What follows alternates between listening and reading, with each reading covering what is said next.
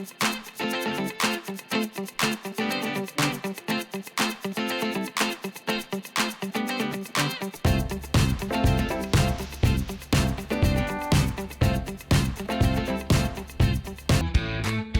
teman-teman, sekarang kita akan membahas lebih detail setiap fase-fase yang akan teman-teman lalui dalam mata kuliah ini.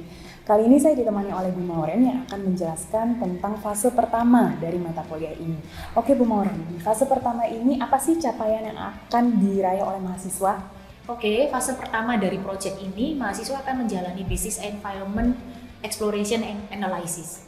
Nah, di dalam proyek ini, outcomes yang akan dicapai oleh mahasiswa tentunya akan mempunyai skill bagaimana cara mengeksplorasi dan menganalisa data-data yang ada dari lingkungan sebuah bisnis, di mana nanti dia akan mendaratkan innovation strateginya. Nah, untuk itu langkah-langkah yang harus mereka lakukan itu adalah langkah-langkah mulai dari empathize terhadap market, customer, terus setelah itu mendata semua forces yang ada di dalam business environment seperti misalnya stakeholder, terus ada misalnya trend forces, key trend itu ya, sama isu-isu yang sekarang ini terjadi di dalam dunia industri, tergantung dari industri yang mereka pilih.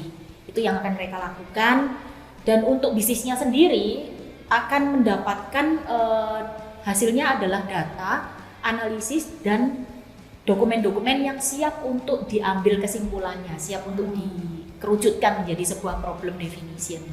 Oke Bu, untuk melalui itu tadi sudah Ibu jelaskan ya tahapan-tahapannya. Lalu apa saja sih bahan kajian dan juga tools yang akan digunakan oleh mahasiswa? Dalam tahapan ini, teman-teman akan mendapatkan content and tools yang terkait dengan bagaimana cara mendata apa aja yang dibutuhkan supaya kita tahu lingkungan bisnis yang akan kita masuki itu dia punya kondisi yang seperti apa, baik kondisi sekarang maupun kondisi yang akan datang.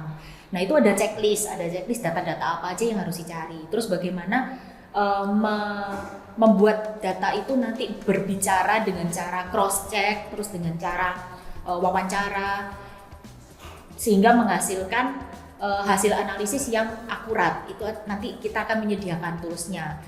Selain tools, kita juga menyediakan bahan kajian. Bahan kajian ini lebih banyak berupa inspirasi. Inspirasinya itu antara lain inspirasi tentang Sustainable Development Goals Contribution yang dilakukan oleh pengusaha-pengusaha yang sudah besar dan pengusaha kecil UMKM yang sudah mulai merintis untuk Sustainable Development Goals dimasukkan ke dalam inovasinya itu seperti apa caranya.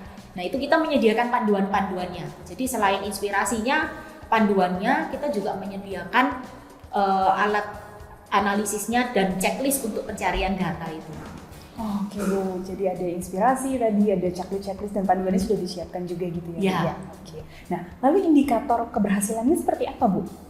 Untuk indikator keberhasilan tentu saja karena ini kita berbicara tentang data dan analisis, tentu saja kita akan mengukur dari variasi data yang dikumpulkan, terus relevansi data itu terhadap konteks dari industri dan jenis bisnis yang dipilih oleh mahasiswa ini, sama kita juga akan mengukur kedalaman analisanya. Jadi sedetail apa si pesertanya ini bisa mengidentifikasi, oh di sini mungkin ada problem, atau ini sekarang tren global itu apakah semuanya mengarah ke teknologi, bagaimana kalau itu dikaitkan dengan industrinya, misal itu industri fashion atau itu industri yang terkait dengan teknologi, apa yang harus dicari.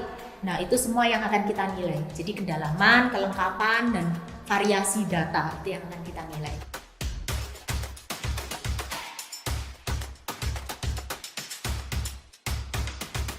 Menarik sekali ya Bu ya. Oke, ya. Jadi seperti itulah kira-kira yang akan teman-teman lalui dalam fase pertama ini. Oke teman-teman, mungkin teman-teman penasaran kenapa kita dalam tahapan untuk membuat sebuah inovasi itu harus mencari dulu sebanyak-banyaknya, mencari informasi dan menganalisis informasi tersebut. Karena sebetulnya kalau kita bicara tentang innovation, maka pangkal dari innovation itu adalah creativity. Nah, pada saat kita berbicara tentang creativity, curiosity itu sangat penting. Karena itu semoga teman-teman semangat ya untuk selalu menggali data sehingga nanti bisa menemukan problem di tahap berikutnya. Tanpa data, problem itu belum tentu akurat, dan tanpa problem yang akurat, teman-teman belum tentu bisa merumuskan strategi inovasi yang marketnya besar. Oke, sekian overview dari fase yang pertama ini. Salam Entrepreneur.